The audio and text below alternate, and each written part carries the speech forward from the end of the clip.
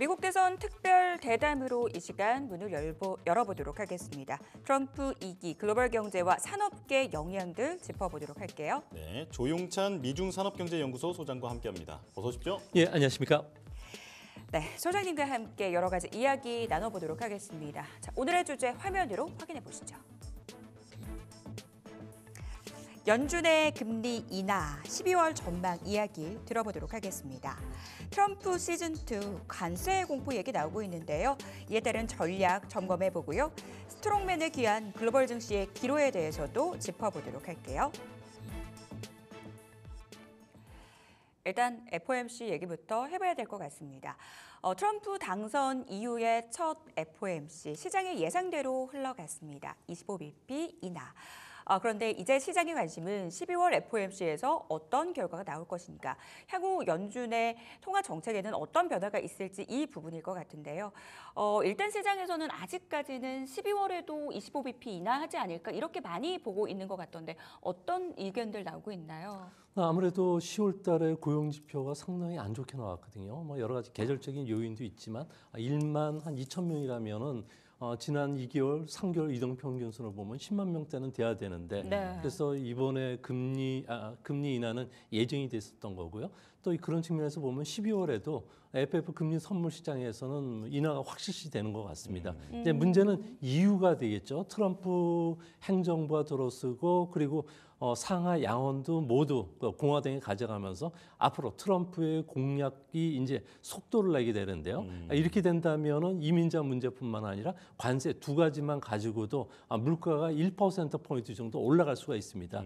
이 때문에 연준 안에서 나오는 이야기 중에 하나가 소위 말해서 메파라고 할 수 있는 사람이죠. 애틀란타 연준 의장, 또 미니애폴리스, 달라스, 캔자스시티 같은 경우에는 이제 금리 인하를 중단해야 된다는 목소리 지금 나오고 있는데요. 네. 이 때문에 미국의 10년물 국채 수익률 같은 경우에도 어저께 같은 경우는 4.4를 돌파했지만 지금은 조금 내려서 4.3인데 현재 이런 상황이라면 4.5는 충분히 돌파가 가능하지 않을까 보여집니다. 예. 가장 중요한 것은 앞으로 주시장뿐만 아니라 채권 시장에도 변동성 확대가 예상이 된다는 건데요.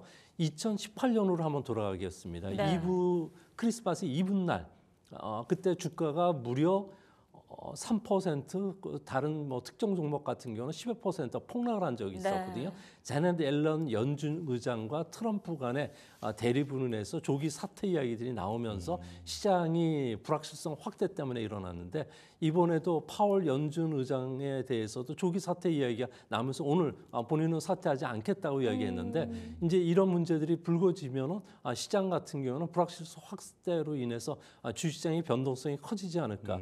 가장 중요한 것은 시장이 우려하는 것은 트럼프표 정책이 시작이 되면은 재정 적자가 2035년까지 무려 10억 한 5천억 달러 정도가 늘어나고 통제할 수 없는 재정 적자만 하더라도 7조 달러가 넘어간다고 하는데 그렇게 되면 GDP 대비해서 미국의 재정 적자 비율이 무려 142%까지 올라가게 된다고 합니다.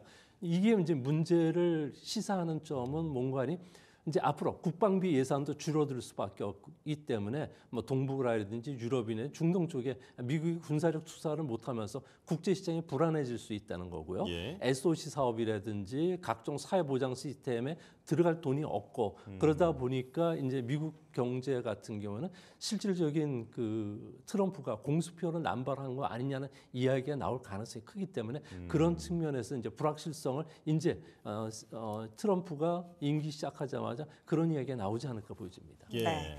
트럼프의 별명이 미스터 불확실성이기도 한데요. 금융시장에도 다양한 불확실성 요인 대두되고 있습니다. 이에 따른 가능성에 대해서 여러 가지 이야기 나눠주셨고요. 그런데 또 하나 우리가 염두에 둬야 할 것은 트럼프와 파월 의장의 관계거든요. 앞서서 잠깐 코멘트를 주시기는 했는데 불편한 동거가 결국 시작이 됐습니다. 트럼프 일기 때도 자넷 옐런 연준 의장과 여러 가지 마찰을 일으킨 바 있기 때문에 이번 트럼프의 이 승리로 인해서 연준의 통화 정책에 얼마만큼의 유의미한 변화가 있을 것인가 이것도 궁금해지거든요. 어떻게 보세요? 네, 아무래도 트럼프 대통령 같은 경우에도 일기 때 흐름을 보면은 아무래도 금리 인하를 강하게 요구를 한다는 거죠. 그리고 지방은행에 대해서는 규제 완화와 같은 여러 가지 조치들을 이야기를 하게 되는데 그렇게 되면 기존의 연준의 스탠스하고 전혀 다른 상황이기 때문에 연준 안에서도 불협화음이 있을 거로 보여지고요. 예. 또한 지방은행만 어느 정도 혜택을 준다 그러면은 투자은행들 같은 경우에도 상대적인 소외감을 느낄 수가 있는 상황입니다. 그래서 앞으로 이 문제와 관련해서는 일론 머스크가 산업 규제 완화와 재정 축소와 관련된 위원회에서 이제 어느 정도 판단하겠지만 현재 트럼프의 스탠스는 금리 인하 그리고 약달러 정책 그리고 그 규제 완화 측면에서 월가가 생각했던 것만큼 그런 속도가 진짜 강하게 일어났을 경우에는 강한 반발에 부딪히면서 시장의 그 불확실성, 변동성을 확대시켜주는 원인 중 하나가 되지 않을까 보여집니다. 예. 네, 시장의 알겠습니다. 예측 가능성이 조금 떨어질 수도 있다. 네, 이렇게 말씀을 해주셨는데요. 자, 그 사실 이제 뭐 판세 분석이라든지 왜 트럼프가 승리했냐라든지 이런 부분들은 이제 그 시청자분들도 많이 이제 정보를 들으셨으니까 오늘은 좀 경제 이슈에 좀 집중해서 질문을 드릴까 합니다.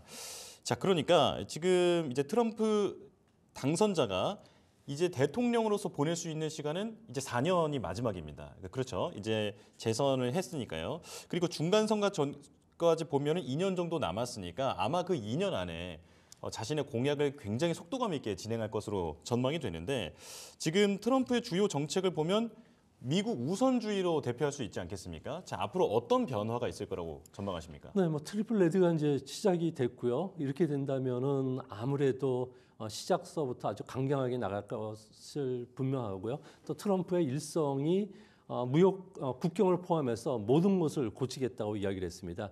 이 때문에 그 아젠다 47에서 나온 대로 가장 중요한 게 이제 불법 이민자 추방이 이제 시작이 될 것으로 보여지고요. 또 불법 이민자 자녀에 대해서는 시민권 박탈 문제라든지 이렇게 이제 시작이 되면은 이제 문제는 이민자들 같은 경우는 미국에서는 2000년 말부터 미 의회 그 예상국 조사에 따르면 900만 명이 유입이 됐다고 합니다. 예. 이 중에 3분의 2는 불법 이민자가 되는데 이민 문제를 주식시장 관점에서 경제적 측면에서 풀이해 보면 인구가 늘어나면서 총수요가 늘어나는 효과. 그러니까 미국의 성장률을 한 1.2% 정도 항상 인구 증가가 끌어왔다는 거고요. 또 총 인구가 늘어나면은 노동 인구가 늘어나기 때문에 임금 상승 압력이 줄어들고 인플레이션 낮추는데 상당히 도움이 됐다는 겁니다. 이제 이런 문제들이 이제 불거지기 시작한다는 거죠. 또 한 가지는 이제 앞으로 주요 부서 같은 경우에는 충성심이 검증된 인사들로만 이제 들어가게 되는데 이렇게 되면 방독점법을 감시하는 연방거래위원회, 방송통신 사업을 주관하고 있는 연방통신위원회 같은 경우는 대통령 휘하 조직이 된다는 겁니다. 그야말로 그 엄청난 백악관의 파워를 느끼게 되고요. 네. 또 한 가지는 다양성을 존중해왔던 그동안의 그 교육 시스템이 이제 좀 바뀌게 되는데 특히 젠더 교육이라든지 백일 우월주의와 관련된 교육을 이제 그 학교에서 비판적으로 봤었는데 이제 이 문제가 다시 제기되면서 교육부를 그야말로 인수분해 형태로 해서 해체를 시킨다고 그동안에 공약을 해왔기 때문에 이 문제도 커다란 이슈화되지 않을까 보여지고요. 예. 또 한 가지는 현재 그 일론 머스크 같은 경우에는 원자력이라든지 전기 자동차와 관련해 가지고 트럼프와 대립을 했지만 트럼프 입장에서 보면은 이번 선거에서 자신의 2천억 달러 되는 거금을 투자를 해서 트럼프 당선의 1등 공신이 일론 머스크입니다. 네. 그래서 네. 산업 규제 완화라든지 정부 재정 삭감과 관련된 요직에 들어갈 가능성이 큰데 여기에서 이제 해야 될 부분 중에 하나가 당장 뉴욕이 정전 사태가 지난번에 있었는데요. 이로 인해서 트럼프 타워가 멈춰 섰고요. 아들이 지금 저 뉴욕에 있는 대학을 명문 대학을 다니고 있지 않습니까? 그래서 관심이 상당히 많은데 전력 문제, 특히 산업과 관련해서 IT 산업들이 이제 그 본격적으로 반응하는 시점에 전력이 부족하기 때문에 핵 융합 발전과 관련된 이야기들이 나올 가능성이 큰데요. 이 문제와 관련해서 일론 머스크가 워낙 강하게 준비가 되어 있는 사람이기 때문에 이게 막 추진이 됐을 경우에 우리나라는 핵 융합 발전과 관련된 그 기업들 그리고 이거와 관련된 전력망들을 구축하는 사업은 미국 같은 경우는 공급망 훼손으로 준비가 되어 있지 않습니다. 이거를 속도감 있게 그리고 바로 공급해 줄 수 있는 나라가 우리나라이기 때문에 우리나라가 좀 되지 않을까. 또 한 가지는 일론 머스크 같은 경우에는 지금 중국과 관련된 비즈니스에 좀 더 하고 싶어 합니다. 예. 지금까지는 그 미국이 중국과 관련된 비선 루트는 예전에는 100여 개 정도가 됐지만 지금은 5개에서 6개로 축소됐는데 그중에 가장 활발하고 시진핑과 그리고 바이든을 연결시켜주는 이런 라인이 키신저와 그 주룽지 총리 간에 만들어냈던 칭화대 최고 고위급 위원회라고 있습니다. 이 위원회가 이런 작업을 했는데 이 위원회에 들어간 사람들이 대부분 월가라든지 미국 기업인들 그리고 고타민 같은 사람들인데 이런 사람들 같은 경우에 이제 중국 비즈니스를 여기서 했었는데 이거와 관련된 비즈니스를 중국에서는 도어 오프너라고 합니다. 예. 월가 같은 경우는 신규 산업들을 그 미국 증시에 상장시킨다든지 부실 채권을 처리한다든지 이런 쪽에 대해서 상당한 많은 이익을 챙겨왔는데 네. 이거와 관련해서는 지금까지는 애플의 팀 쿡이 주도를 해왔는데 이제는 일론 머스크가 이걸 대체되면서 일론 머스크가 어떤 일을 하느냐에 따라서 주식시장의 흐름도 바뀔 거고요. 조금 더 일찍 판단할 수가 있기 때문에 일론 머스크와 관련해서 앞으로 경제 방송에서는 좀 추적하면서 계속 면밀하게 살펴봐야 되지 않나 이렇게 생각이 됩니다. 예. 예기보다 더 적극적으로 정책 드라이브를 펼칠 수 있다라는 포인트 잡아주셨고요. 더불어서 일론 머스크를 좀 주목해야 된다라는 부분들 언급해 주셨습니다. 시장도 적극적으로 이를 좀 반응하는 분위기죠. 뉴욕 증시 안에서도 국장에서도 일론 머스크 관련 섹터들 강하게 불기둥을 품고 있는 현재 분위기입니다. 자, 시장에 어떤 영향을 미치게 될지 우리가 그걸 좀 점검을 해야 될 것 같아요. 일단 미국은 좀 환호를 하고 있는 것 같습니다. 자국 우선주의, 내수 진작에 대한 기대감, 증시 안에서도 러셀 2000 지수가 급등하는 것을 통해 이 기대감을 좀 드러낼 수 있었는데요. 그런데 미국 외의 국가들은 긴장감이 상당한 것 같아요. 트럼프의 등장으로 전 세계 경제에 어떤 영향이 있을까요? 당장 걱정되는 부분들이 관세가 네. 되겠죠. 중국에 대해서는 60% 어마어마한 관세를 부과할 예정으로 있고요. 이것뿐만 아니라 일반 그 보편적 기본 관세라고 하듯이 우리나라뿐만 아니라 동맹국이라도 예의 없이 10에서 20% 정도 관세를 부과하겠다. 특히 지금 노리고 있는 부분 중에 하나가 그동안에 시진핑 국가주석이 추진해왔던 1,700억 달러 보조금을 줘왔던 신삼양 플러스 반도체 AI와 관련돼서 상계 관세를 미국이 어마어마하게 부과할 예정으로 있는데요. 이 때문에 앞으로 가장 중요한 것은 트럼프 2기 때에는 자유무역 체제가 막을 내리고 보호무역주의로 완전히 전환하게 될 것으로 보여집니다. 이렇게 되면 IMF 추산에 따르면 세계 무역량의 25%가 타격을 받게 되고 세계 GDP는 매년 0.3%포인트씩 떨어지게 되는데요. 네. 근데 이게 문제가 아니라 더 네. 큰 문제는 세계 공급망 자체가 코로나 때보다 더 큰 타격을 받는다는 겁니다. 이런 관세가 1, 2년 정도 되면 어떤 기업도 버틸 수가 없다고 하는데요. 이 때문에 골드만삭스 같은 경우에도 미국 내에서는 당장 67만 개의 일자리가 사라질 수도 있다는 거죠. 그리고 실업률도 0.4% 올라가기 때문에 월가가 이걸 긴장하는 거고 그리고 그 연준도 이 문제를 상당히 고심하는 거 아니냐. 특히 중요한 것은 미국의 소비자들 같은 경우 관세 인상이 됐을 경우에 무려 5천억 달러 정도 타격을 받는데 중산층으로 나눠서 보면 1,700달러 정도가 타격을 받으니까 그만큼 주시장에 들어갈 돈이 없다는 거고요. 네. 또 한 가지는 불법 이민자와 관련된 노동권을 지금 박탈할 가능성이 큰데요. 또 시민권 취득도 좀 엄격하게 제한할 가능성이 큰데 뭐 그렇게 된다면 아까도 말씀드렸듯이 900만 명이라는 저임의 3D 노동하고 있는 이런 그 근로자들이 없어짐으로 인해서 미국의 물가 상승 압력은 우리가 생각했던 것보다 크다는 거죠. 1년간 0.6에서 한 0.7%포인트 정도 그 물가가 올라갈 가능성이 크다고 하는데 미국 같은 경우는 트럼프 대통령은 이를 아주 강하게 추진할 거로 보여지는데 왜 그런 거니?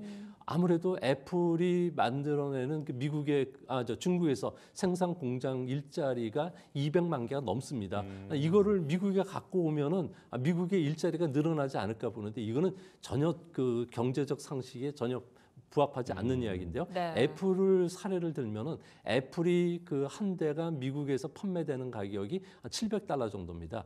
하지만 인건비로 조립할 때 쓰는 그 비용으로 중국에 떨어뜨리는 비용이 불과 8달러 50센트밖에 안 된다는 거죠. 나머지 98.7%는 부품 회사들, 미국의 디자이너라든지 그리고 이 엔지니어라든지 그리고 프로그래머, 네. 그리고 그 이벤트 회사나 그리고 세무 당국에 떨어지는데 미국 같은 경우는 실제 조사를 했다고 합니다. 예상국에서 조사를 했더니 수입 그과 관련해서 중국 제품이 2000년부터 2015년까지 매년 15만 개에서 13만 개 정도 일자리를 상실시켰다고 하는데 그 사이에 미국에서 사라진 일자리가 6천만 개이기 때문에 사라진 거는 맞지만 중국발 요인은 150분의 1밖에 안 된다는 겁니다. 그래서 앞으로 이런 그 일자리와 관련해서 강하게 추진했을 경우에는 미국 내에도 상당한 그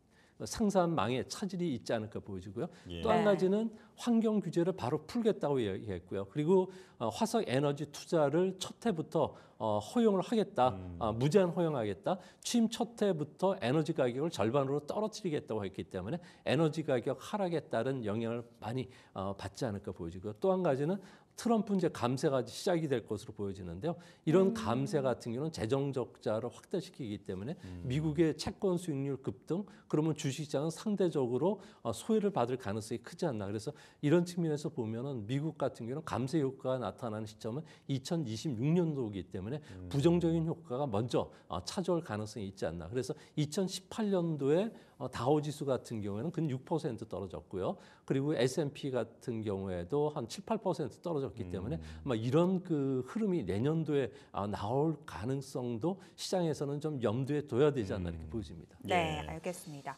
보편적 관세를 필두로 한 트럼프의 관세 정책들, 글로벌 경제에 미칠 파급력에 대해서 언급을 해주셨습니다. 우리나라 역시 수출로 먹고 사는 나라인 만큼 관련된 이슈들 기민한 체크가 필요할 것 같습니다. 이렇게 불확실성이 시장에 많다 보니까 투자자들이 입장에서는 자꾸 과거를 되돌아보게 됩니다. 그렇다면 트럼프 일기 때는 어땠지?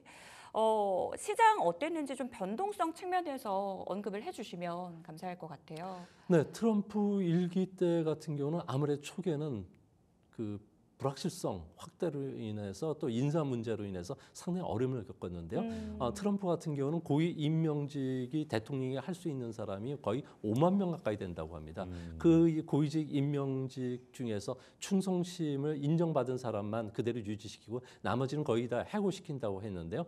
이런 문제가 조금 덜했던 일기 같은 경우에도 주시장의 큰 그 변동성 확대가 찾아왔기 때문에 글로벌 증시에도 좀 영향을 끼치지 않아요. 그러나 이번 2기 같은 경우는 다행히 뭐 트럼프라는 변칙 복수가 어떻게 움직일 줄 알고요. 그리고 트럼프 같은 경우에는 TV를 보고서 그 즉흥적으로 그 정책을 변경하는 이런 불확실성이 워낙 크신 사람이기 때문에 미리 예측 자체가 불가능하다고 합니다. 그래서 이런 부분들은 시장이 충분히 알고 있기 때문에 그때보다는 주시장의 그 큰 충격은 좀 없는 게 다행이지 않을까 생각이 됩니다. 네, 한 번은 겪어본 정부이기 때문에 그 과거와 같은 변동성은 아마 이번엔 나타나지 않을 것 같다. 좀 조심스럽게 전망을 해주셨는데요.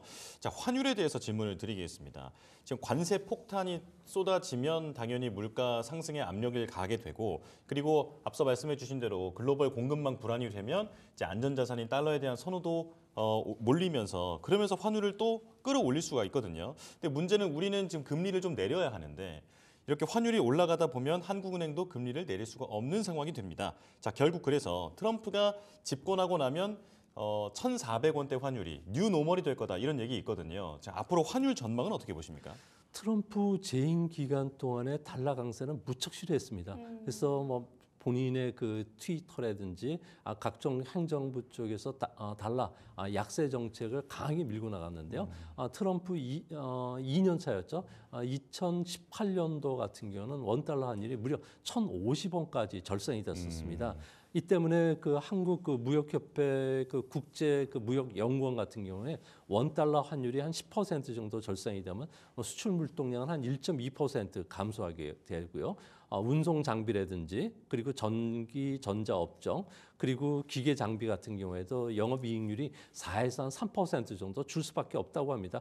결국 우리의 수출 품목인 자동차, 반도체, 선박, 디스플레이, 스마트폰 같은 경우는 타격을 좀 받을 수밖에 없고 또 국내 생산 물량 중에서 수출 비중이 높은 기아 자동차라든지 현대 자동차 같은 경우에는 원화 강세가 됐을 경우는 상당한 부담이 되지 않을까 보여집니다. 또한 네. 원자재 수입 비중이 높은 철강이나 정유업체 같은 경우는 가격 경쟁이 생기고요. 또 항공이나 해운, 에너지 개발 회사 같은 경우는 달러 부채가 많기 때문에 상대적으로 좀 내수 기업들을 중심으로 해서는 수혜가 될 가능성이 크지 않나 그렇게 보여집니다. 그래서 이런 그 전체적인 흐름을 봤을 경우 워렌 버핏 같은 경우에도 그동안 자신이 갖고 있는 주식 중에서 보물이라고 하는 애플 주식까지도 최근 그 4분기 연속 매도를 하면서 네. 보유 물량을 그 3분의 1 정도로 줄였다는 거죠. 그러니까 오마의 그 현인, 그러니까 소위 말해서 이분이 앉아서 천리를 내다본다고 하시는데 예상치 못했던 이런 비체계적인 위험이 도래했을 경우에 주시장이 상당히 그 변동성이 커질 수 있다. 또 정책 불확실성이 다시 웩도덕이라고 해서 그 꼬리가 이제 몸통을 좀 흔드는 현상이 있기 때문에 현찰 비중을 무려 3,500억 달러 정도까지 늘렸던 것은 아무래도 이런 것을 내다보고 미리 준비해 놓는 자세가 되지 않나. 그래서 그런 측면에서 투자가들이 워렌 버핏의 투자 방침도 좀 한번 관심 있게 보실 필요가 있지 않나 생각이 됩니다. 예. 자, 글로벌 정세에 대해서도 여쭤보겠습니다. 그 트럼프 당선인은 내가 이제 집권하는 첫날 바로 전화로 당선 첫날이라고 했었나요? 바로 전화로 우크라이나 전쟁을 종식시키겠다 이렇게 얘기를 했었는데 정말로 우크라이나 러시아 그 전쟁은 앞으로 어떻게 될지 그리고 중동 정세는 또 어떻게 관리할지 전망 들려주실까요? 네, 뭐 트럼프 대통령 같은 경우에는 우크라이나 문제와 관련해서는 현재 상황을 그대로 인정하고 끝내자는 거죠. 그러면 전쟁 범죄, 그리고 그 나토 같은 경우에도 우크라이나의 그 지역을 뺏겼을 경우에 오히려 나토가 위험해질 수가 있는 상황이기 때문에 뭐 그런 측면에서는 일시 봉합에 끝일 뿐이지 이 부분이 그 영구적인 평화로 가기는 상당히 어렵지 않나.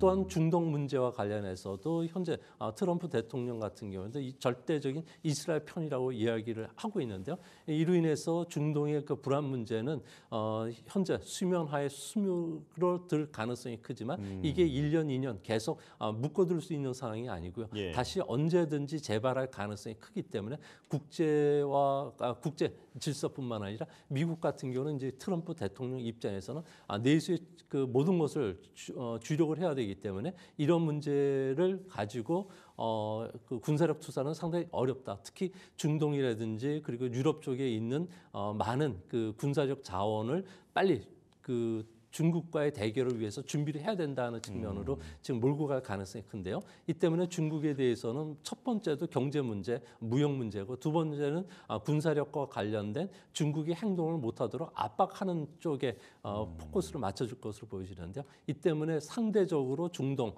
그리고 유럽의 그 상황이 안정이 되더라도 동북아 그리고 남태평양과 관련된 부분에서 중국과의 대결 문제는 좀 더 심각해질 가능성이 있지 않나 이렇게 보여집니다. 예, 중국 말씀을 해주셨는데 사실 중국이 이번 대선 때 그 내부 보도를 보면은 별로 다루지 않다가 나중에 그 알고 보니까 트럼프 당선인이 나오자마자 가장 먼저 전화를 건 사람이 시진핑 주석이라고 하더라고요.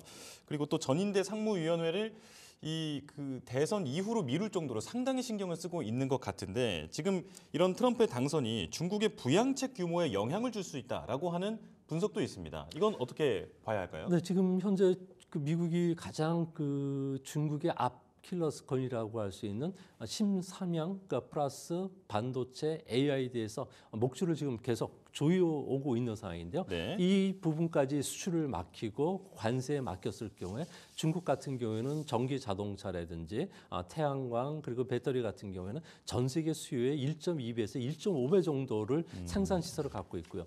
유휴 설비만 하더라도 근 50%가 됩니다. 근데 여기에 더 충격을 받을 경우에는 중국 경제가 그야말로 나락으로 빠질 수가 있기 때문에 아무래도 그 미소 외교를 보낸 것으로 보여지고요. 네. 또 아무래도 시간이 지나면은 미국과 관련된 여러 가지 투자라든지 여러 가지 제안을 할 것으로 보여지지만 예. 미국 입장에서는 중국을 지금 악마하고 그리고 중국에 대해서 좀 더 세계 패권에 도전하지 못하도록 압박한다는 측면에서 미중 관계, 특히 중국 주식시장과 관련해서는 트럼프 때는 그렇게 크게 개선될 가능성은 없어 보입니다. 그렇군요. 네. 미국의 중국 대립이 지속될 가능성이 높다라는 측면에서 말씀 주셨습니다. 사실 연말 투자자들은 굉장히 포근한 분위기를 기대했는데 갑자기 불확실성이 굉장히 많이 대두되고 있는 현재 시점입니다. 이런 시장 안에서 어떤 전략을 세워야 될지도 고민이 필요할 것 같은데요. 투자자분들께 연말 조언을 주신다면 어떤 말씀 주실 건가요? 네, 이제 앞으로 우리나라와 관련해서는 그 방위비 협상 문제가 되는데 우리나라 이 부분과 관련해서 준비를 해놨습니다.